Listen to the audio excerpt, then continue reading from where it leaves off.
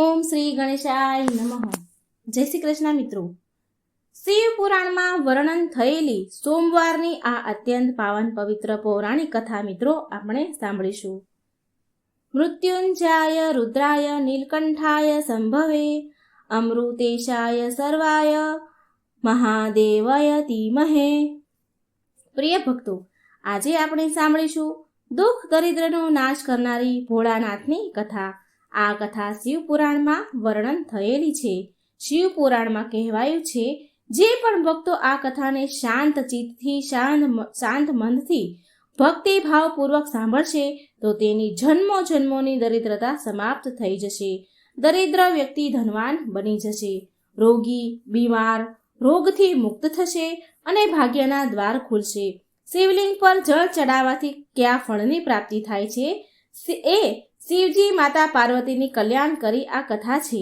જો તમે આ કથા પૂરી અંત સુધી સાંભળી લીધી તો સાચું માનો કે તમારી બધી પરેશાનીનો હળ મળી થઈ જશે અને ભગવાનના પ્રત્યે શ્રદ્ધા અને ભક્તિ 100 ગણી વધી જશે. તો આ કથાને પૂરા મનથી, ખુશ મનથી, પ્રસન્ન મનથી સાંભળજો અને બીજાને પણ સંભળાવજો, જેથી તમને આ કથાનો પૂરેપૂરો લાભ મળે. અને જો મિત્રો ભગવાનની કથા અધૂરી સાંભળીએ તો ભગવાનનું અપમાન થાય છે. સાથે આ વિડીયોને મિત્રો લાઈક પણ જરૂર કરી દેજો અને ઓમ નમઃ શિવાયનો એકવાર જયકાર જરૂર લગાવજો.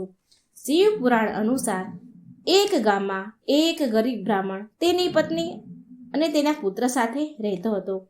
તેના પુત્રનું નામ હતું સોમદત્ત. તે બ્રાહ્મણ બહુ ગરીબ હતો. ગરીબ વૃદ્ધ બ્રાહ્મણ નિત્ય શિવજીને જળ ચડાવતો હતો અને તેની પત્ની બ્રાહ્મણીને આ બધું બિલકુલ પસંદ ન હતું. આમ તો બ્રાહ્મણી પહેલા તો બહુ સેવા પૂજા પાઠ કરતી હતી, વ્રત ઉપવાસ બધું જ કરતી હતી, પણ આટલું બધું કરવા છતાં પણ તેની ગરીબી, તેની દરિદ્રતા દૂર ન થઈ. જ્યારે બ્રાહ્મણ જવાન હતા તો ક્યાંક કથાઓ સંભળાવી, કથાઓ કરી, પૂજા પાઠ કરી દક્ષિણા લાવતા અને એ જ દક્ષિણામાંથી તેનું ઘર, તેનું ગુજરાન ચાલતું હતું. છતાં પણ બ્રાહ્મણીને એક આશા હતી. એક આશા સાથે પૂજા પાઠ કરે કે ક્યારેક ને ક્યારેક તો મારા ઘરની ગરીબી દૂર થશે ને. પરંતુ ગરીબી તો દૂર થઈ જ નહીં. હવે તો બ્રાહ્મણ વૃદ્ધ થઈ ગયા. તેની અંદર એટલી શક્તિ ન હતી કે તે ક્યાંક કથા કહેવા જાય, પૂજા પાઠ કરવા જાય. હવે તો તે બીમાર રહેવા લાગ્યા. વૃદ્ધ થયા એટલે શક્તિ ન હોય. ઘરમાં તો કમાવા વાળું કોઈ હતું નહીં. બ્રાહ્મણનો દીકરો સોમદત્ત ગુરુકુળમાં ભણતો હતો. હવે તો બ્રાહ્મણીના ઘરમાં ખાવાના ફાફા પડી ગયા તો તેને બહુ ક્રોધ આવતો. પૂજા પાઠ કરવાનું એણે એટલે છોડી દીધું અને બ્રાહ્મણને પણ પૂજા પાઠ કરવાનું ના કહેતી હતી અને એવું કહે કે ભોળાનાથ અને અન્ય દેવી દેવતાઓની પૂજા કરતા કરતા વૃદ્ધ અવસ્થા આવી ગઈ, ગઢપણ આવી ગયું, પણ ભગવાનને આપણી ગરીબી દૂર ન કરી.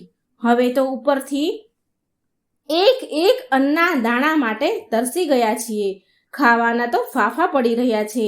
અરે, મારી જ મતિ મરી ગઈ હતી કે મેં દિવસ રાત ઉપવાસ કર્યા, જપ તપમાં મારું શરીર સૂકવી નાખ્યું. હવે શું આપશે તમારો શિવ, જે તમે શિવલિંગ પર જળ ચડાવી રહ્યા છો? આવી રીતે બ્રાહ્મણની પત્ની બ્રાહ્મણને કહે. પ્રિય ભક્તો, બ્રાહ્મણીની વાત સાંભળીને બ્રાહ્મણ કંઈ કહે નહીં, કંઈ બોલે નહીં. તેને તો તેના આરાધ્ય ભોળાનાથ પર પૂરેપૂરો વિશ્વાસ હતો. હવે તો બ્રાહ્મણનો પુત્ર સોમદત્ત તેને પૂરી શિક્ષા કરીને ગુરુકુળથી પાછો તેના ઘરે આવી ગયો અને તેની માતા પિતા સાથે તેની સેવા કરવા લાગ્યો. એક દિવસની વાત છે. સોમદત્ત શિવજીના મંદિરમાં પૂજા પાઠ કરી રહ્યા હતા તો શિવ મંદિરમાં શિવ ભક્તોને શિવ કથા સંભળાવી રહ્યા હતા. સોમદત્ત શિવ કથા કહેતા એવું કહે છે કે જે ભક્ત ભગવાનની કથા સાંભળે છે તેના મનમાં જે કંઈ ઈચ્છા હોય છે તે ભોળાનાથ તેની મનોકામના જરૂર ને જરૂર પૂરી કરે છે. પ્રિય ભક્તો, સોમદત્તની આ બધી જ વાતો મંદિરમાં પૂજા કરવા આવેલા તે રાજ્યના રાજા સાંભળી રહ્યા હતા. એણે આવી વાત સાંભળી અને એણે આ વાત બહુ સારી લાગી. તેને સોમદત્તની આ વાત બહુ ગમી ગઈ. તેણે સોમદત્તને તેની પુત્રી રાજકુમારીને કથા સંભળાવવા માટે નોકરી પર રાખી લીધો સોમદત્તને.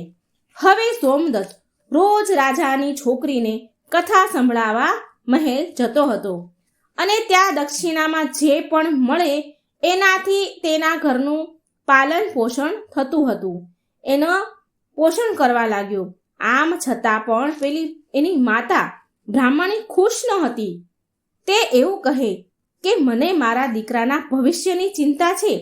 આપણું જીવન તો જેમ તેમ કરીને કપાઈ ગયું, પણ મારા પુત્રનું જીવન હજી બાકી છે.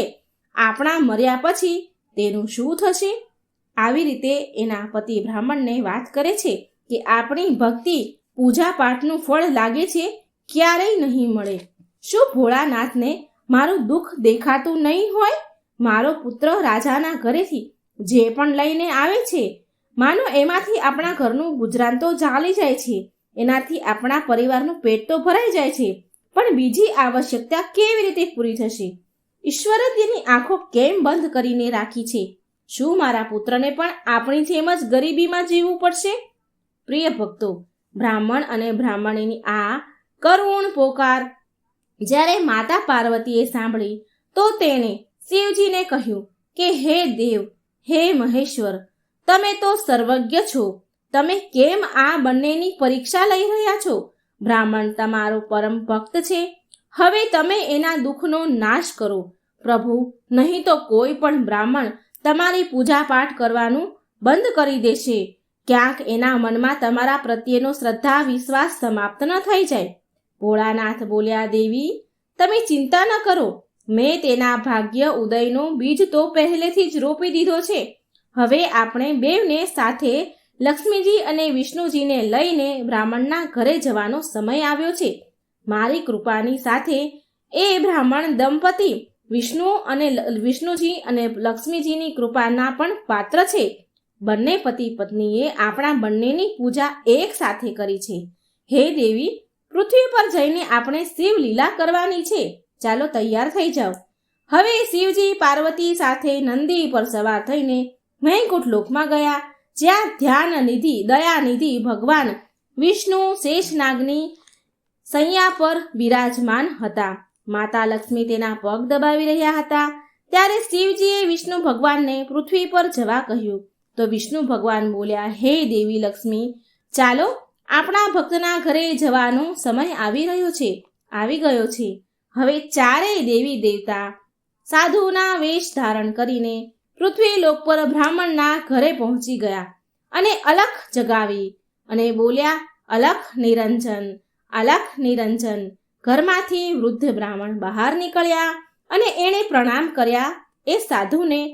તો એ સાધુ વેશધારી ભગવાન શિવ અને ભગવાન વિષ્ણુ બોલ્યા, અમે રાત્રિ તમારા ઘરે વિશ્રામ કરીશું. આ સાંભળી બ્રાહ્મણ પુત્ર સોમદત્તે અતિથિ દેવો ભવ ઉચ્ચારણ કર્યું અને કહે છે કે મહારાજ, મારા ઘરે દક્ષિણામાં મળેલા મને દાળ ભાત વગેરેથી અમારા ભોજનની પૂર્તિ થાય છે, માટે હું એક સમયના ભોજનની વ્યવસ્થા તમારા માટે કરી શકું છું. તો સાધુઓએ એને એક વાસણ આપીને કહ્યું કે એ દાળ ભાત આ વાસણમાં બનાવો તો આપણા બધાનું 2 સમયનું ભોજન બની જશે. આ પ્રકારે એ વાસણમાં ભોજન બનાવવાથી બંને સમયના ભોજનની પૂર્તિ થઈ જતી હતી. બીજા દિવસે પ્રાતઃકાળે સવારે સોમદત્ત જવા લાગ્યો તો સાધુ રૂપી ભગવાન શિવ પૂછે છે, હે પુત્ર, તું ક્યાં જઈ રહ્યો છે? એટલે એણે કહ્યું, સોમદત્ત કહે છે કે સાધુ મહારાજ, હું રાજાની પુત્રીને રાજકુમારીને કથા સંભળાવવા જઈ રહ્યો છું. તો સાધુ બોલ્યા કે તું કથા સંભળાવ્યા બાદ રાજાની પુત્રી રાજકુમારીને એવું પૂછજે કે તું કઈ આશાની પૂર્તિ માટે આ કથા સાંભળી રહી છે.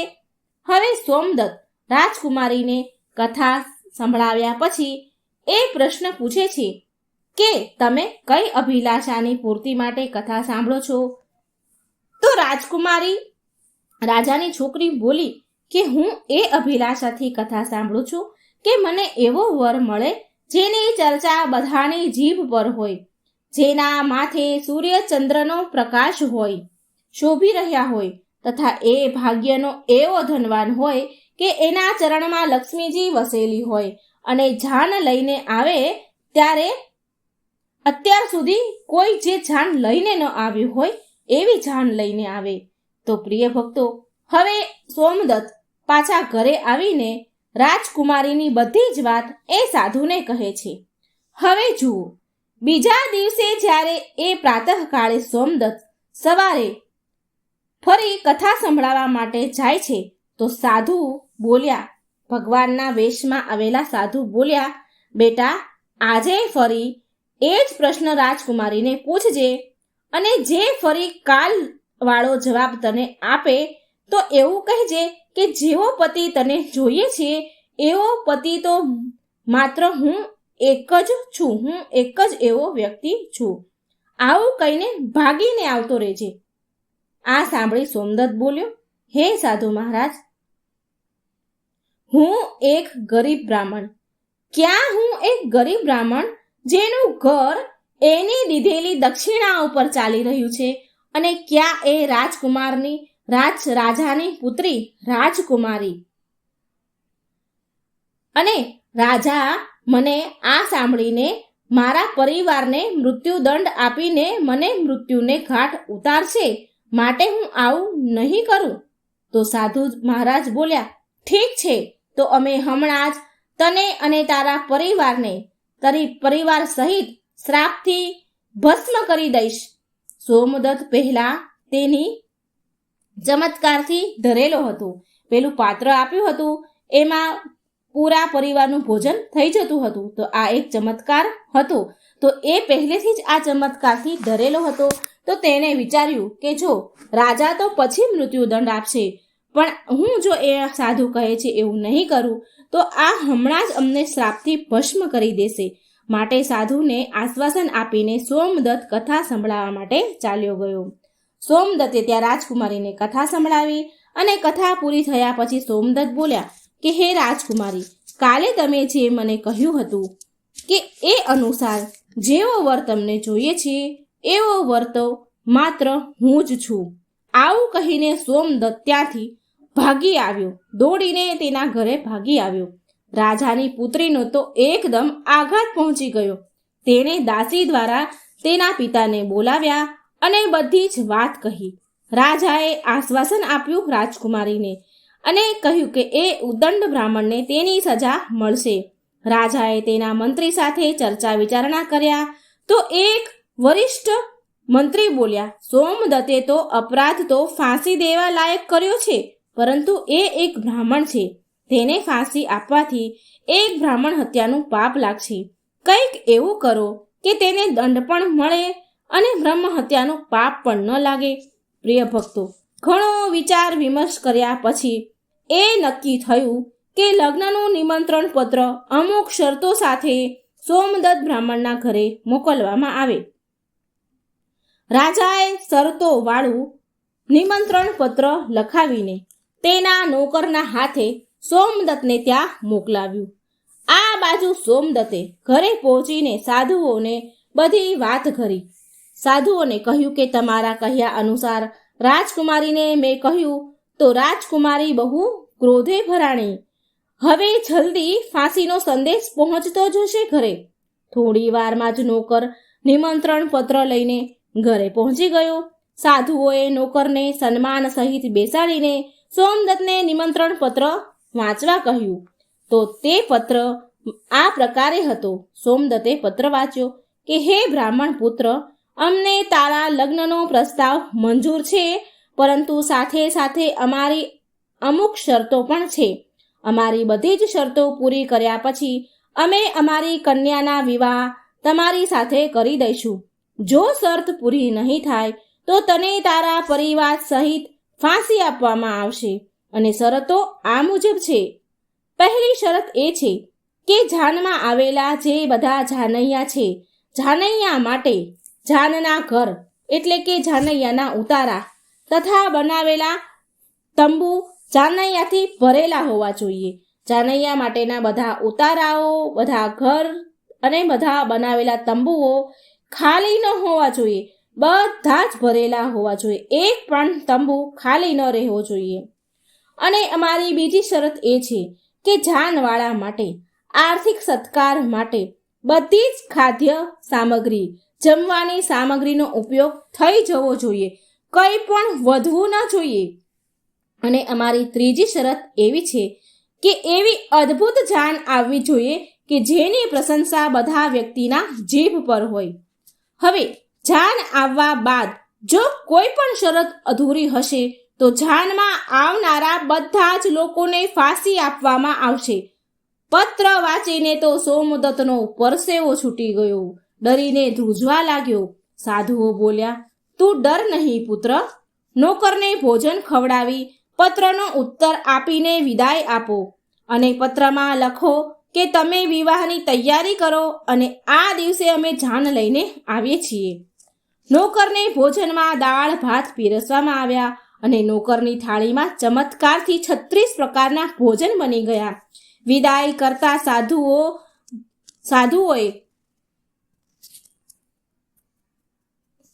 સાધુઓ જે કે ભોળાનાથ અને ભગવાન વિષ્ણુ હતા, તેણે મુઠ્ઠી ભર ધૂણીની રાખ એ નોકરને આપી એ પત્રમાં જવાબ લખીને પછી વિદાય કર્યો.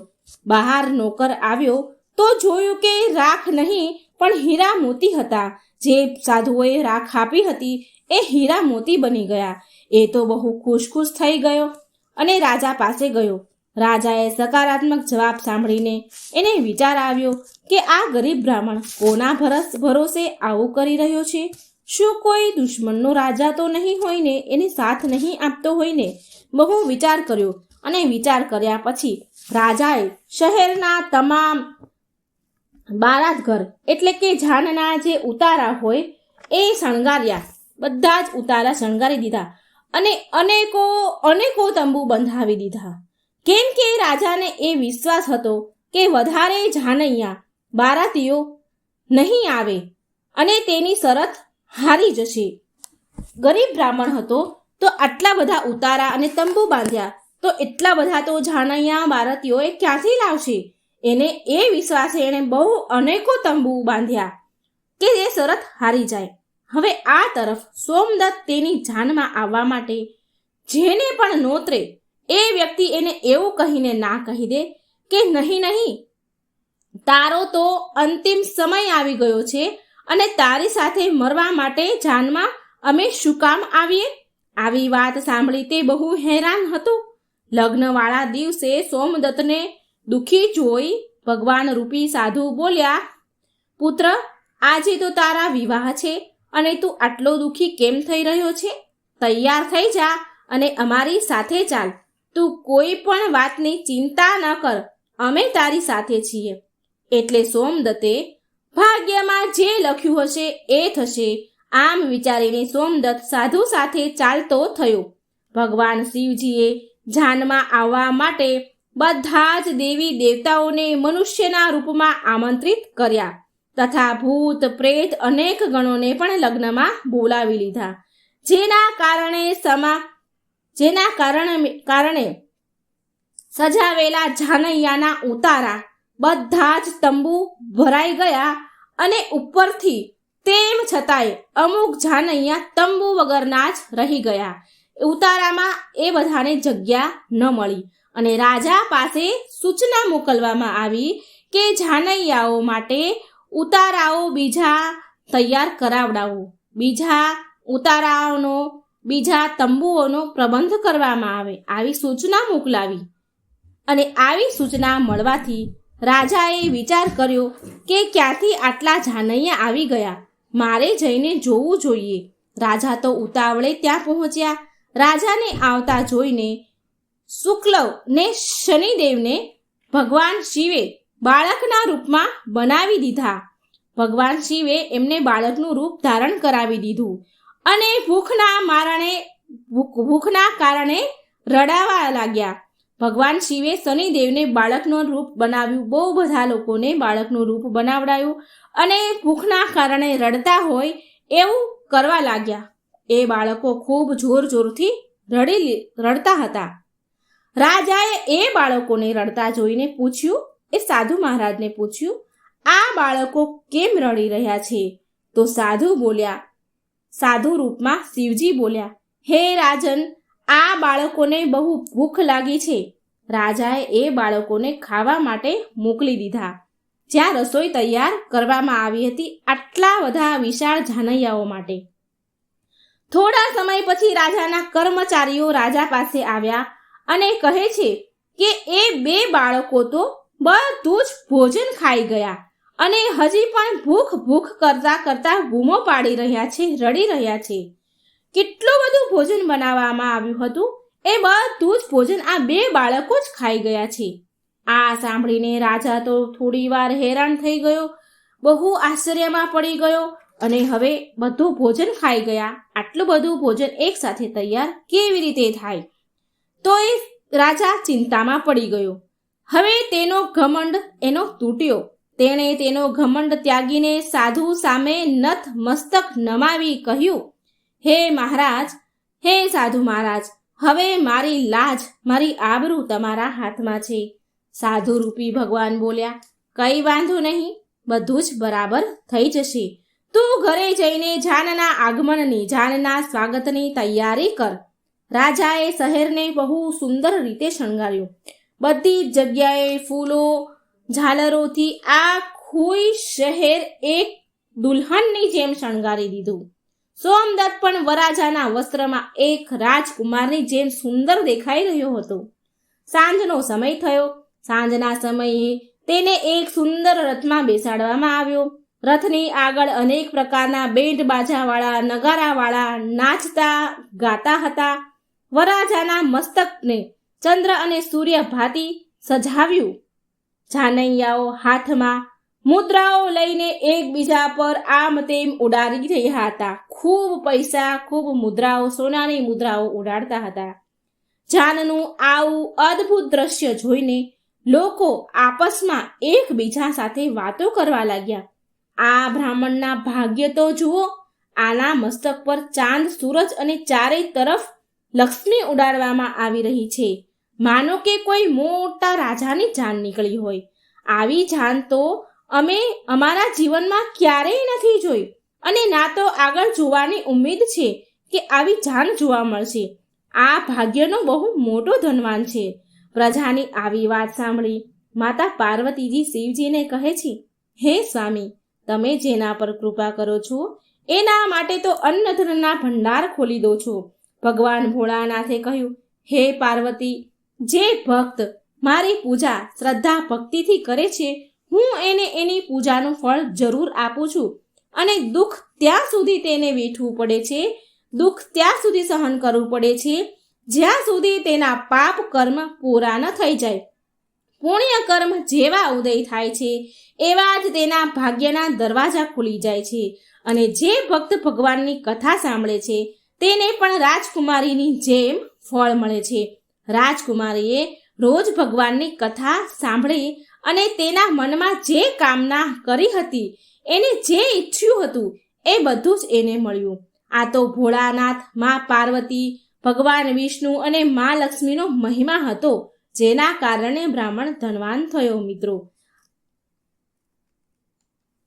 એની ઝૂંપડી પણ મહેલ જેવી સુંદર બની ગઈ. તેના ઘરમાં નોકર, ચાકર, અન્નધનની કમી ન રહી.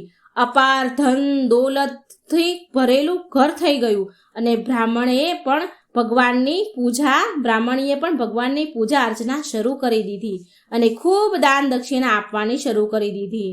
અને સોમદત્ત અને રાજકુમારીના વિવાહ થઈ ગયા અને સુખ શાંતિથી રહેવા લાગ્યા અને રોજ ભગવાનની કથા સાંભળવા લાગ્યા. એકવાર પ્રેમથી બોલો, લક્ષ્મી નારાયણ ભગવાનની જય. પાર્વતી પતિ હર હર હર મહાદેવ. મિત્રો, જો મારી વાર્તા સારી લાગે તો વિડીયોને લાઈક કરજો, શેર કરજો. મારી ચેનલમાં નવા હોય તો સબસ્ક્રાઈબ જરૂર કરજો અને કમેન્ટ બોક્સમાં ભગવાનનું નામ પણ જરૂર લખજો. જય ભોળાનાથ. મહાદેવના 19 અવતારની કથા જે શિવ પુરાણમાં વર્ણન થયેલ છે. તો આ કથાને મિત્રો પૂરા ધ્યાનથી, પૂરા મનથી, શ્રદ્ધાથી, હૃદયથી સાંભળજો. ઓમ નમઃ શિવાય. હર હર મહાદેવ. આજે આપણે ભગવાન શિવના 19 અવતારની કથા સાંભળીએ છીએ. લગભગ ઘણા લોકોને આ અવતારની કથા વિશે નહીં ખબર હોય, નહીં જાણતા હોય, તો નથી જાણતા તો એ આ વાર્તા જરૂર સાંભળે અને બીજાને પણ શેર કરે, અને જાણતા પણ હોય છતાં પણ આ વાર્તાને જરૂર સાંભળજો અને આ વિડીયો, આ વાર્તા બીજાને શેર કરજો. કારણ કે ભગવાનની કથાઓ જેટલા લોકો સાંભળે છે આપણા માધ્યમથી, એટલું બમણું પુણ્ય મળે છે. કથા સાંભળવાથી મન પવિત્ર અને શાંત તો થાય જ છે, અને સાથે ઉપરાંત ભગવાનની કૃપા પણ વરસે છે, અંતે ભગવાનનું શરણું મળે છે અને શ્રદ્ધા, ભક્તિ ભાવ વધે છે. માટે પૂરા મનથી, હૃદયથી, શ્રદ્ધાથી આ વાર્તા સાંભળજો. અને આ ચેનલમાં જો તમે નવા છો મારા દર્શક મિત્રો, તો વિનંતી છે કે આ ચેનલને સબસ્ક્રાઈબ જરૂર કરી દેજો, વિડીયો લાઈક અને શેર પણ જરૂર કરજો. ઓમ નમઃ શિવાય. આદિ અનાદિ અનંત શિવ છે, ઋષિ વૈરાગી સંત શિવ છે. શિવજીએ બ્રહ્માંડ રચાવ્યું, શિવજી જ જાણે શિવની માયા. ઓમ ગંગ ગણપતે નમઃ. ભગવાન શિવ સદાય તેમના ભક્તોની રક્ષા કરનાર છે, જીવન મરણના ચક્રમાંથી મુક્તિ પ્રદાન કરનાર છે. જે ચિતાની ભસ્મથી સ્નાન કરે છે, તરત જ ભક્તિનું ફળ આપનાર ભગવાન શિવ છે. જે દુષ્ટો અને દુરાચારીઓના કાળ છે, તેવા કૃપા વરસાવનાર દેવોના દેવ મહાદેવની અમૃતરૂપી કથા આપણે આજે રસપાન કરીશું. ભગવાન શિવ દેવોના દેવ કહેવાય છે, દેવોના દેવ મહાદેવ કહેવાય છે. તેમને મહાદેવની સંજ્ઞા આપવામાં આવી છે. હંમેશા ભગવાન શિવે સૃષ્ટિનું કલ્યાણ જ કર્યું છે. ધર્મશાસ્ત્રોમાં ભગવાન શિવના 19 અવતારના ઉલ્લેખ મળી આવે છે. શાસ્ત્રમાં અલગ અલગ અવતારોના જુદા જુદા ઉદ્દેશ આપવામાં આવ્યા છે. ચાલો જાણીએ અવતારની કથા. બોલો હર હર મહાદેવ. પહેલો અવતાર શરભ અવતાર. ભગવાન શિવનો પહેલો અવતાર છે શરભ અવતાર. આ અવતાર ભગવાન શંકરનું અડધું સ્વરૂપ મૃગ એટલે કે હરણ અને શરભ પક્ષી, જેને પુરાણોમાં 8 પગવાળું પ્રાણી બતાવવામાં આવ્યું છે, જે સિંહની જેમ શક્તિશાળી હતું. આ રૂપમાં એમનું વર્ણન થયું છે. ભગવાન શિવે આ રૂપ ધારણ કર્યું છે. આ અવતારમાં ભગવાન શિવજીએ શ્રી હરિ વિષ્ણુ ભગવાનનો અવતાર નરસિંહ અવતારના ક્રોધને શાંત કરવા માટે લીધો હતો. લિંગ પુરાણમાં શિવજીના શરભ અવતારની કથા છે, જેના અનુસાર હિરણ્યકશ્યપનો વધ કરવા માટે ભગવાન વિષ્ણુએ નરસિંહ અવતાર લીધો હતો. અને એમના વધ કર્યા બાદ પણ જ્યારે ભગવાન નરસિંહનો ક્રોધ શાંત ન થયો, તો દેવતાઓ શિવજી પાસે પહોંચ્યા અને પછી ભગવાન શિવજીએ શરભ અવતાર લીધો હતો અને આ રૂપમાં ભગવાન નરસિંહ પાસે પહોંચ્યા હતા તથા એમની સ્તુતિ કરી. પણ ભગવાન નરસિંહનો ક્રોધ છતાં પણ શાંત ન થયો. પછી ભગવાન શિવે આ જોઈ શરભરૂપી ભગવાન શિવજીએ એમની પૂંછડીમાં નરસિંહ ભગવાનને લપેટી લીધા અને ઉડી ગયા. ભગવાનને નરસિંહ અવતાર ભગવાનને પૂંછડીમાં લપેટ્યા બરાબર અને પછી ઉડવા લાગ્યા. ત્યારે જઈને ભગવાન નરસિંહનો ક્રોધ અગ્નિ શાંત થઈ હતી. નંબર 2, બીજો અવતાર પીપલાદ અવતાર. માનવ જીવનમાં ભગવાન શિવના પીપલાદ અવતારનું ઘણું મહત્વ છે. શનિ પીડાનું નિવારણ પીપલાદ દેવથી જ સંભવ થયું હતું. કથા એમ છે કે પીપલાદ મુનિએ દેવતાઓને પૂછ્યું કે શું કારણ છે કે મારા પિતા દધીચી મારા જન્મ પૂર્વ પહેલાં જ મને છોડીને ચાલ્યા ગયા. તો દેવતાઓએ કહ્યું કે શનિ ગ્રહની દ્રષ્ટિના કારણે આવો કોઈ યોગ સર્જાયો હતો, યોગ બન્યો હતો, એટલે તમારા પિતાનું મૃત્યુ થયું. પીપલાદ મુનિ આ સાંભળીને બહુ ક્રોધે થયા અને એમણે શનિને નક્ષત્ર મંડળમાંથી નીચે પાડવાનો શ્રાપ આપ્યો અને શ્રાપના પ્રભાવથી શનિ એ જ સમયે આકાશમાંથી નીચે પડવા લાગ્યા. દેવતાઓની પ્રાર્થના કરવાથી પીપલાદ મુનિએ શનિદેવને માફ કરી દીધા કે શનિ જન્મથી લઈને 16 વર્ષની આયુ સુધી કોઈ પણ વ્યક્તિને કષ્ટ નહીં આપે. બસ ત્યારથી જ પીપલાદ મુનિનું સ્મરણ કરવા માત્રથી શનિની પીડા કષ્ટ દૂર થઈ જાય છે. શિવ પુરાણ અનુસાર સ્વયં બ્રહ્માજીએ જ આ અવતારનું નામકરણ કર્યું હતું અને આનું વર્ણન 24મો ભાગ અને 28મા અધ્યાયમાં મળી આવે છે. ત્રીજો અવતાર નંદી અવતાર. ભગવાન શંકર બધા જ જીવોનું પ્રતિનિધિત્વ કરે છે અને તેમનો નંદીશ્વર અવતાર પણ આ વાતનું અનુસરણ કરતા બધા જ જીવોમાં પ્રેમનો સંદેશ આપે છે. નંદી બળદ કર્મનું પ્રતીક છે, જેનો અર્થ એવો થાય છે કે કર્મ જીવનનો મૂળ મંત્ર છે. અને આ અવતારની કથા આ પ્રમાણે છે. શિલાદ મુનિ બ્રહ્મચારી હતા. તેમનો વંશને સમાપ્ત થતા જોઈ તેમના પિતૃઓએ શિલાદને સંતાન ઉત્પન્ન કરવાનું કહ્યું. શિલાદે આયોજન અને મૃત્યુહીન સંતાનની કામનાથી ભગવાન શિવની તપસ્યા કરી. ત્યારે ભગવાન શંકરે સ્વયં શિલાદને ત્યાં પુત્ર રૂપે જન્મ લેવાનું વરદાન આપ્યું. થોડા સમય પછી જ્યારે શિલાદ જમીન ખેડવા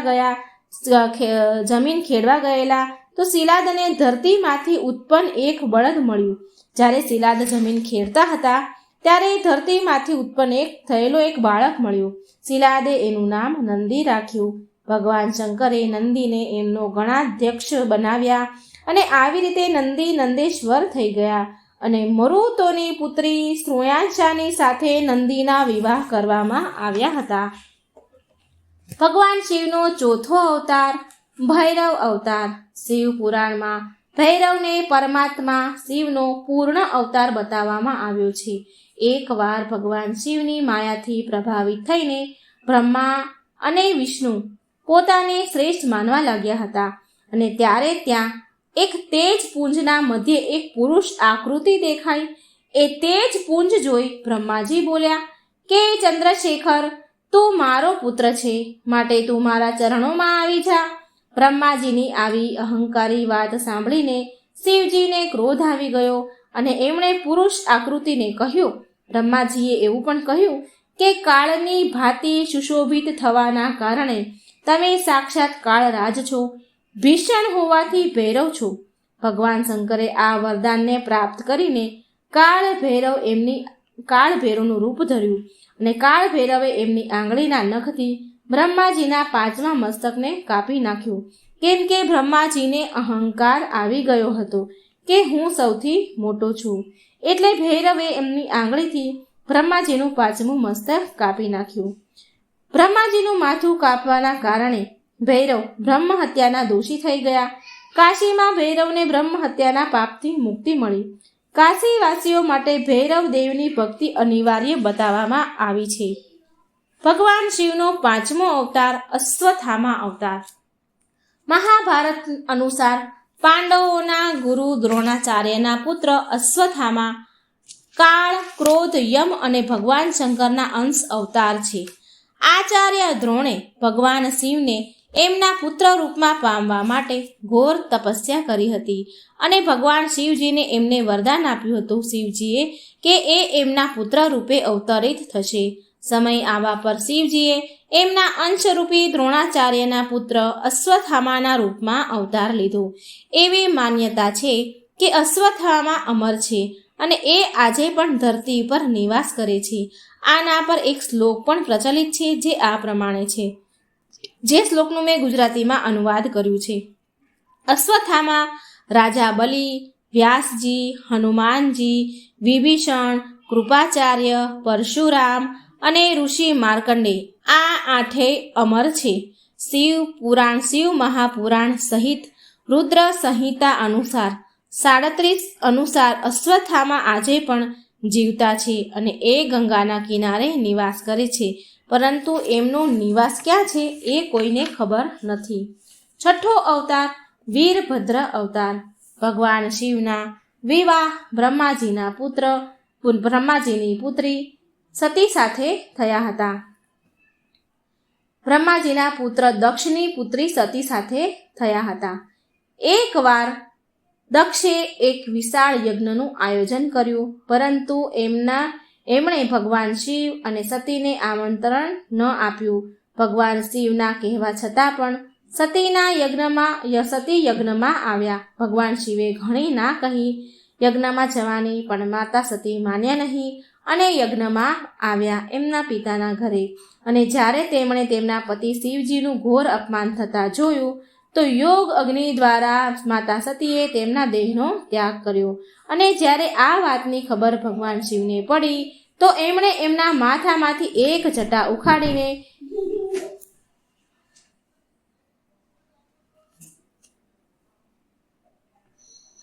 પહાડ ઉપર ફેંકી અને એ જટામાંથી મહાભયંકર વીરભદ્ર પ્રગટ થયા. ત્યાર પછી વીરભદ્ર અવતારે દક્ષના યજ્ઞનો વિધ્વંસ કર્યો અને દક્ષનું માથું કાપીને તેમણે મૃત્યુદંડ આપ્યો.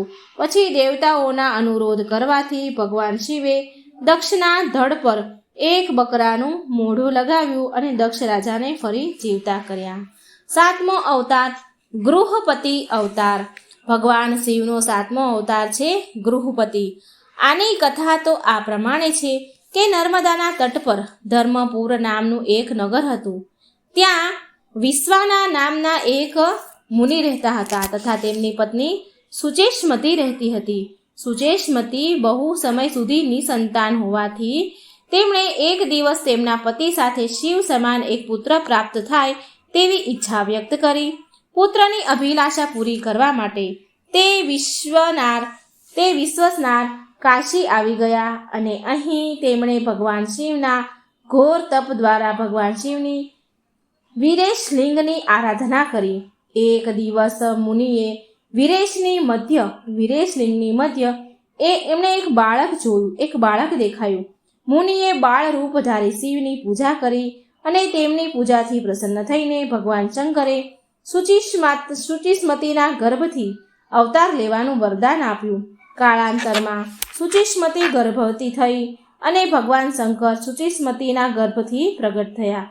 કહેવાય છે કે પિતામહ બ્રહ્માજીએ એ બાળકનું નામ ગૃહપતિ રાખ્યું હતું. ભગવાન શિવનો 8મો અવતાર દુર્વાસા અવતાર. ઋષિ દુર્વાસા મુનિ અવતાર.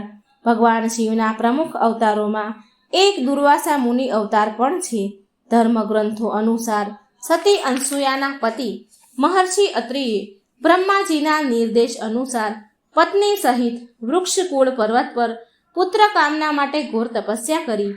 તેમના તપથી પ્રસન્ન થઈને બ્રહ્મા, વિષ્ણુ અને મહેશ ત્રણેય તેમના આશ્રમે આવ્યા હતા અને કહ્યું હતું કે અમારા અંશથી તમને 3 પુત્ર થશે, જે ત્રિલોકમાં વિખ્યાત અને માતા પિતાનો યશ વધારનારા હશે.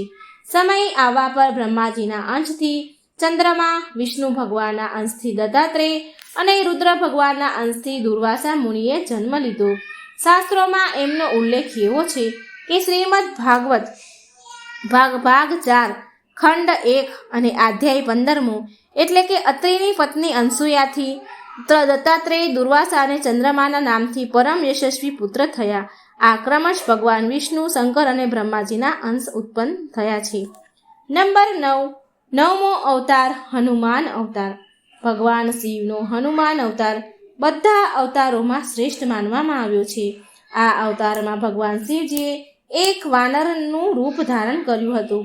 શિવ પુરાણ અનુસાર દેવતાઓ અને દાનવોમાં અમૃત વહેંચતા ભગવાન શિવના મોહિની સ્વરૂપને જોઈને ભગવાન વિષ્ણુનું મોહિની સ્વરૂપ જોવે છે.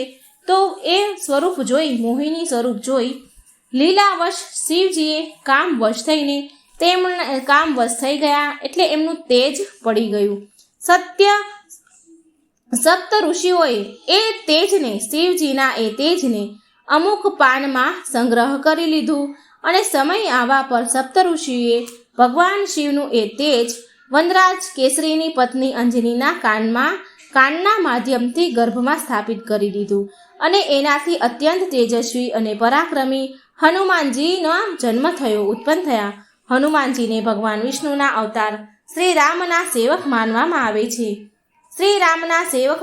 આવ્યા છે. વાલ્મીકી રામાયણના એક પ્રસંગમાં શ્રી રામ ભગવાને એમ પણ કહ્યું છે કે જો હનુમાન ન હોત તો એ સીતાજીને રાવણની કેદથી મુક્ત ન કરાવી શક્યા હોત. હનુમાનજી અમર છે. તેમને અમરતાનું વરદાન માતા સીતાએ આપ્યું હતું. 10મો અવતાર વૃષભ અવતાર. ભગવાન શિવનો 10મો અવતાર છે વૃષભ અવતાર. ધર્મગ્રંથ અનુસાર આ અવતાર ભગવાન વિષ્ણુના પુત્રોનો સંહાર કરવા માટે થયો હતો. જ્યારે ભગવાન વિષ્ણુ દૈત્યોનો સંહાર કરવા પાતાળ લોક ગયા હતા તો ભગવાનને સુંદર અપ્સરાઓ તેના દેખાઈ પાતાળ લોકમાં. તો ભગવાન વિષ્ણુએ એમની સાથે રમણ કરી બહુ બધા પુત્રો ઉત્પન્ન કર્યા. ત્યાર પછી ભગવાન વિષ્ણુના એ પુત્રોએ પાતાળથી પૃથ્વી સુધી ઉત્પત્તિ મચાવી દીધી બહુ ઉત્પાત મચાવી દીધો. તેમનાથી ગભરાઈ બ્રહ્માજી ઋષિમુનિઓને લઈને મહાદેવ પાસે આવ્યા અને રક્ષા માટે પ્રાર્થના કરવા લાગ્યા. ત્યારે ભગવાન શંકરે વૃષભ રૂપ ધારણ કરીને ભગવાનના પુત્રોનો સંહાર કર્યો. 11મો અવતાર યતિ અવતાર. કથા અનુસાર ભગવાન શંકરે યતિનાથ અવતાર લઈને યતિના મહત્વનું પ્રતિપાદન કર્યું છે. શિવજીએ આ યતિનાથ અવતારમાં ભીલ દંપતીની પરીક્ષા લીધી હતી, જેના કારણે ભીલ દંપતીએ એમના કારણે પ્રાણ ખોઈ દીધા હતા. ધર્મ ગ્રંથોના અનુસાર અર્બુદાચલ પર્વતની નજીક શિવ ભક્ત આહુ અને આહુકા ભીલ દંપતી રહેતા હતા. એકવાર ભગવાન શિવ યતિનાથ રૂપમાં વેશમાં એમના ઘરે ગયા અને એમણે ભીલ પતિ પત્નીના ઘરે રાત વિતાવવાની ઈચ્છા પ્રગટ કરી. એટલે આહુક અને આહુકા એ બંને પતિ પત્નીએ ગૃહસ્થ જીવનની મર્યાદાનું પાલન કરતા એમને રોકવાનું એમણે હા કહી. આહુક અને આહુકાએ એમના પતિને આહુકને ગૃહસ્થની મર્યાદાની સ્મરણ કરાવતા સ્વયંને ધનુષ બાણ લઈને બહાર રાત વિતાવવાની અને ઘરમાં યતિનાથને અતિથિને વિશ્રામ કરવાનો પ્રસ્તાવ મૂક્યો. આવી રીતે આહુક ધનુષ બાણ લઈને બહાર ચાલ્યા ગયા. પ્રાતઃકાળ સવાર પડી તો યતિ અને આહુકાએ જોયું. યતિનાથ ભગવાન રૂપ હતું એમણે અને આહુકાએ જોયું કે વન્ય પ્રાણીઓએ આહુને મારી નાખ્યો છે. આવું થવાથી યતિનાથ બહુ દુઃખી થયા. ત્યારે આહુકાને એમને શાંત કરવા માટે આહુકાએ ભગવાનને યતિનાથને શાંત કરવા માટે કહ્યું કે તમે શોક ન કરો. અતિથિ સેવામાં પ્રાણ વિસર્જન કરવા એ ધર્મ છે અને એનું પાલન કરતા અમે ધન્ય થઈ ગયા છીએ. જ્યારે આહુકા એની પતિની ચિતા ઉપર અગ્નિમાં બેસીને બળવા લાગી તો શિવજીએ એને દર્શન આપી એને આગલા જન્મમાં ફરી તેના પતિને મળવાનું વરદાન આપ્યું. 12મો અવતાર કૃષ્ણ દર્શન અવતાર. ભગવાન શિવે આ અવતારમાં યજ્ઞ વગેરે કાર્યોનું મહત્વ બતાવ્યું છે. આ અવતાર પૂર્ણ ધર્મનું પ્રતીક છે. ધર્મ ગ્રંથો અનુસાર ઇક્ષ્વાકુ વંશીય શ્રાદ્ધ દેવની 9મી પેઢીના રાજા નભગનો જન્મ થયો. વિદ્યા ગ્રહણ કરવા માટે નભગ ગુરુકુળ ગયા. જ્યારે નભગ બહુ દિવસો સુધી પાછા ન આવ્યા તો એમના ભાઈઓએ રાજ્યોનું વિભાજન આપસમાં એકબીજાએ કરી લીધું. જ્યારે નભગને આ વાતની જાણ થઈ તો તે તેમના પિતા પાસે ગયા તો તેમના પિતાએ નભગને કહ્યું કે એ યજ્ઞપરાયણ બ્રાહ્મણોના મોહના દૂર કરીને એમના યજ્ઞને સંપન્ન કરી એમના ધનને પ્રાપ્ત કરી લે. ત્યારે નભગે યજ્ઞભૂમિ પર પહોંચીને વૈશ્વદેવના શુભ શબ્દ ઉચ્ચારણ દ્વારા યજ્ઞ સંપન્ન કરાવ્યો. અહંકારી બ્રાહ્મણોએ યજ્ઞ અવશેષ પોતાનું ધન નભગને દઈને સ્વર્ગમાં ચાલ્યા ગયા અને એ જ સમયે મહાદેવ કૃષ્ણ દર્શન રૂપમાં ત્યાં પ્રગટ થયા અને બોલ્યા કે યજ્ઞ અવશેષ ધન પર તો માત્ર મારો જ અધિકાર છે, ધન પર તેમનો અધિકાર છે, આવું કહ્યું. એટલે નભગ અને કૃષ્ણરૂપ શિવજી વચ્ચે વિવાદ થયો અને વિવાદ થયા પર કૃષ્ણ દર્શન રૂપધારી મહાદેવ તેમને એમના પિતા પાસે નિર્ણય કરવાનું કહે છે. નભગના પૂછવા પર તેમના પિતા શ્રાદ્ધ દેવે કહ્યું કે એ પુરુષ શંકર ભગવાન છે, આ યજ્ઞની અવશેષ વસ્તુ તેમની છે. પિતાની વાતને માનીને નભગે શિવજીની સ્તુતિ કરી. ભગવાન શિવે આ અવતારમાં યજ્ઞ વગેરે ધાર્મિક કાર્યો વિશે જણાવ્યું હતું. 13મો અવતાર અવધૂત અવતાર. શિવજીનો અવધૂત અવતાર. ભગવાન શંકર અવધૂત અવતાર લઈને ઇન્દ્રના અહંકારને ચૂર કર્યો હતો. ધર્મગ્રંથ અનુસાર એક સમયે બૃહસ્પતિ અને દેવતાઓ સાથે મળીને કૈલાસ પર્વત પર મહાદેવના દર્શન કરવા માટે પહોંચ્યા હતા. ઇન્દ્રની પરીક્ષા લેવા માટે શિવજીએ અવધૂત રૂપ ધારણ કર્યું હતું અને એમના માર્ગને રોકી લીધો. ઇન્દ્રએ આ પુરુષ સાથે અવજ્ઞાપૂર્વક વારંવાર તેમનો પરિચય પૂછ્યો. અવધૂત રૂપધારી ભગવાનને વારંવાર પરિચય પૂછે છે તો એ અવધૂત રૂપ ભગવાન મૌન રહે છે તો ઇન્દ્ર ક્રોધે ભરાય અને જેઓ અવધૂત પર પ્રહાર કરવા માટે વજ્ર છોડવા જઈ રહ્યા હોય છે તો એવો જ એમનો હાથ જડ થઈ ગયો. આ જોઈ બૃહસ્પતિએ શિવજીને ઓળખી લીધા અને ભગવાન શિવના અવધૂત રૂપની સ્તુતિ કરી, જેનાથી પ્રસન્ન થઈને મહાદેવે ઇન્દ્રદેવને ક્ષમા કરી દીધા. ભગવાન શિવનો 14મો અવતાર ભિક્ષુવર્ય અવતાર. ભગવાન શંકર દેવોના દેવ, આ સંસારમાં જન્મ લેનાર બધા જ પ્રાણીના રક્ષક પણ છે. ભગવાન શિવનો ભિક્ષુવર્ય અવતાર એ સંદેશ આપે છે કે ધર્મગ્રંથ અનુસાર વિદર્ભ નરેશ સત્યરથને શત્રુઓએ મારી નાખ્યો. તેમની ગર્ભવતી પત્નીથી શત્રુઓથી સંતાઈને તેના પ્રાણ બચાવ્યા અને સમય આવવા પર એ તો એક પુત્રને જન્મ આપ્યો. અને રાણી જ્યારે જન્મ આપવા માટે સરોવર ગઈ તો એક મગરમચ્છે એ રાણીનો આહાર બનાવી લીધો. રાણીને ખાઈ ગયો. તે જન્મ આપેલું બાળક એકલું રહી ગયું. ત્યારે એ બાળક ભૂખ તરસથી તડપી રહ્યું હતું. તડપવા લાગ્યું તો શિવજીએ એ સમયે શિવજીની પ્રેરણાથી એક ભિખારણ ત્યાં આવી ગઈ. ત્યારે શિવજીએ એક ભિક્ષુકનું રૂપ ધારણ કરીને તે ભિખારણને બાળકનો પરિચય આપ્યો અને એના પાલન પોષણના નિર્દેશ આપ્યો. એ ભિખારણને ભિક્ષુક રૂપમાં એવું પણ કહ્યું ભગવાને કે આ બાળક વિદર્ભ નરેશ સત્યરથનો પુત્ર છે. આ બધું કહીને ભિક્ષુક રૂપધારી શિવજીએ એ ભિખારણને તેમનું અસલ રૂપમાં તેને દર્શન આપ્યા. શિવજીના આદેશ અનુસાર એ ભિખારણે એ બાળકનું પાલન પોષણ કર્યું અને મોટો થઈને એ બાળક શિવજીની કૃપાથી દુશ્મનને હરાવીને તેનું રાજ્ય એણે પાછું મેળવી લીધું. 15મો અવતાર સુરેશ્વર અવતાર. શિવજીનો સુરેશ્વર અવતાર. ભગવાન શંકરનો સુરેશ્વર અવતાર ભક્તના પ્રત્યે એમની પ્રેમ ભાવનાને પ્રદર્શિત કરે છે. આ અવતારમાં ભગવાન શંકરે એક નાના એવા બાળકની ભક્તિથી પ્રસન્ન થઈને એમની પરમ ભક્તિ અને અમર પદનું પ્રદાન કર્યું. ધર્મગ્રંથો અનુસાર વ્યગ્રપાતનો પુત્ર ઉપમન્યુ તેના મામાના ઘરે રહેતો હતો. ત્યાં એ મોટો થઈ રહ્યો હતો અને એ સદાય દૂધની ઈચ્છાથી વ્યાકુળ રહેતો હતો. એને દૂધ બહુ ભાવતું હતું. તેની માતા ખૂબ ગરીબ હતી. એને દૂધ પીવડાવી શકે એમ હતી નહીં. માટે તેની માતાએ દૂધની ઈચ્છા પૂરી કરવા માટે મહાદેવની ચરણમાં જવાનું કહ્યું. એટલે ઉપમન્યુ વનમાં જઈને ઓમ નમઃ શિવાયના મંત્રનો જપ કરવા લાગ્યો. ત્યાર પછી ભગવાન શિવ સુરેશ્વરનું રૂપ ધારણ કરી તેની સામે પ્રગટ થયા અને એ શિવજીની અનેક પ્રકારની નિંદા કરવા લાગ્યા. જેનાથી ઉપમન્યુ ક્રોધે ભરાઈને સુરેશ્વરને મારવા માટે ઊભો થાય છે. તો ઉપમન્યુની અંદર દ્રઢ શક્તિ, અટલ ભક્તિ, અટલ શ્રદ્ધા ભગવાન પ્રત્યેની જોઈને, શ્રદ્ધા વિશ્વાસ જોઈને મહાદેવે તેને ઉપમન્યુને દર્શન કરાવ્યા અને ક્ષીરસાગર સમાન એક ક્યારેય નાશ ન પામે એવો અનશ્વર સાગર પ્રદાન કર્યો. ઉપમન્યુને તેની પ્રાર્થનાથી પરમ કૃપાળુ શિવજીએ પરમ ભક્તિનું પદ આપ્યું. 16મો અવતાર કિરાત અવતાર. મહાભારત અનુસાર વનવાસ સમયે દરમિયાન જ્યારે અર્જુન ભગવાન શંકરને પ્રસન્ન કરવા માટે તપસ્યા કરી રહ્યા હતા ત્યારે દુર્યોધન દ્વારા મોકલેલા હુર નામનો એક દૈત્ય અર્જુનને મારવા માટે એક શુકર એટલે કે ભૂંડ જેને આપણે કહીએ છીએ એવું શુકરનું રૂપ ધારણ કરી પહોંચ્યો. શુકરને જોઈ અર્જુને તેના પર બાણથી પ્રહાર કર્યો અને એક સમયે ભગવાન શંકરે કિરાત સ્વરૂપમાં પણ બાણ ચલાવ્યું. શિવજીની માયાના કારણે ભગવાનને અર્જુનને ઓળખી ન શક્યો.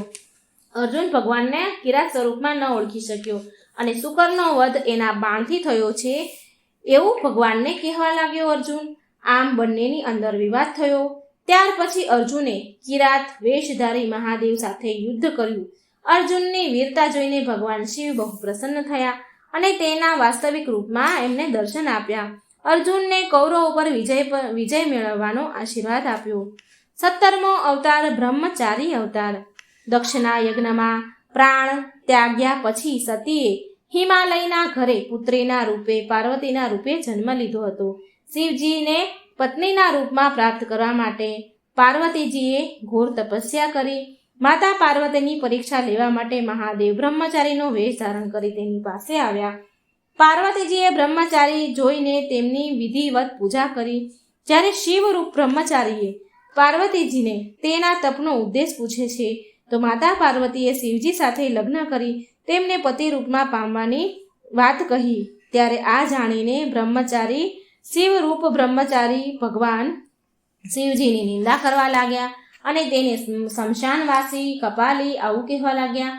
આ સાંભળીને માતા પાર્વતીને બહુ ક્રોધ આવી ગયો અને મા પાર્વતીની ભક્તિ અને પ્રેમને જોઈને મહાદેવે એમનું વાસ્તવિક રૂપ ધારણ કરી દર્શન આપ્યા. આ જોઈ માતા પાર્વતી ખૂબ ખુશ થયા, પ્રસન્ન થયા. ભગવાન શિવનો 18મો અવતાર સુનટ નર્તક અવતાર. માતા પાર્વતીના પિતા હિમાલય પાસે તેમની પુત્રીનો હાથ માંગવા માટે એકવાર શિવજીએ સુનટ નર્તક વેશ ધારણ કર્યો હતો. હાથમાં ડમરું લઈને શિવજી નટના રૂપમાં હિમાલય પર પહોંચ્યા હતા અને નૃત્ય કરવા લાગ્યા હતા. નટરાજ શિવજીએ એટલું સુંદર અને મનમોહક નૃત્ય કર્યું કે બધા જ એમનાથી ખુશ થયા, પ્રસન્ન થઈ ગયા. જ્યારે હિમાલયે જ્યારે નટરાજને ભિક્ષા માંગવાનું કહ્યું તો નટરાજ ભગવાન શિવે ભિક્ષામાં પાર્વતીજીને માંગી લીધા. આથી હિમાલયને બહુ ક્રોધ આવી ગયો અને થોડીવાર પછી નટરાજ વેશધારી શિવજી માતા પાર્વતીને તેમનું અસલ રૂપ દેખાડીને ત્યાંથી ચાલ્યા ગયા. અને તેમના ગયા પછી ત્યાર પછી મેના દેવી અને હિમાલયને સાચી વાતની ખબર પડી કે નટરાજ એ શિવજી જ હતા. તેમણે મા પાર્વતીને મહાદેવને આપવાનો પછી નિર્ણય કરી લીધો. 19મો અવતાર યક્ષ અવતાર. યક્ષ અવતાર મહાદેવે દેવતાઓને અનુચિત મિથ્યા અભિમાન દૂર કરવા માટે ધારણ કર્યો હતો. દેવતા અને અસુરો દ્વારા કરવામાં આવેલ સમુદ્ર મંથન દરમિયાન જ્યારે ભયંકર વિષ નીકળ્યું તો ભગવાન શિવે એ વિષ ગ્રહણ કર્યું, તેમના કંઠમાં રોકી લીધું અને પછી અમૃત કળશ નીકળ્યો. અમૃત પાન કરવાથી બધા જ દેવતા અમર થઈ ગયા અને સાથે અભિમાન પણ બહુ આવી ગયો અને એ સૌથી વધારે બળશાળી છે એવું માનવા લાગ્યા. દેવતાના આ અભિમાનને તોડવા માટે મહાદેવે યક્ષનું રૂપ ધારણ કર્યું અને દેવતાઓ આગળ એક તણખલું ઘાસનું મૂક્યું અને એ તણખલાને કાપવા માટે, સળગાવવા માટે કે ઉડાડવા માટે કહ્યું. આમ પૂરેપૂરી શક્તિ બધા દેવતાઓએ લગાવી, દાનવોએ દૈત્યોએ લગાવી, પણ છતાં એ ઘાસના તણખલાને કોઈ હલાવી પણ શક્યું નહીં. ન કોઈ બાળી શક્યું, ન કોઈ ઉડાવી શક્યું, ન કોઈ ઉઠાવી શક્યું. ત્યારે આકાશવાણી થઈ કે આ યક્ષ બધા જ કર્મોના વિનાશક શંકર ભગવાન છે. ત્યાર પછી બધા જ દેવતાઓએ ભગવાન શિવની સ્તુતિ કરી અને એમની અપરાધ માટે ક્ષમા માંગી. તો મિત્રો, આ હતી ભગવાન શંકરના 19 અવતારની કથા. શિવ પુરાણમાં, લિંગ પુરાણમાં પણ વર્ણવેલ થયેલ છે. મિત્રો, આ પવિત્ર વિડીયો ભગવાન શિવના 19 અવતારનો વિડીયો વાર્તા જો તમને સારી લાગે તો વિડીયોને લાઇક અને શેર કરવાનું ભૂલતા નહીં. જય શ્રી કૃષ્ણ. રાધે રાધે. Thank you.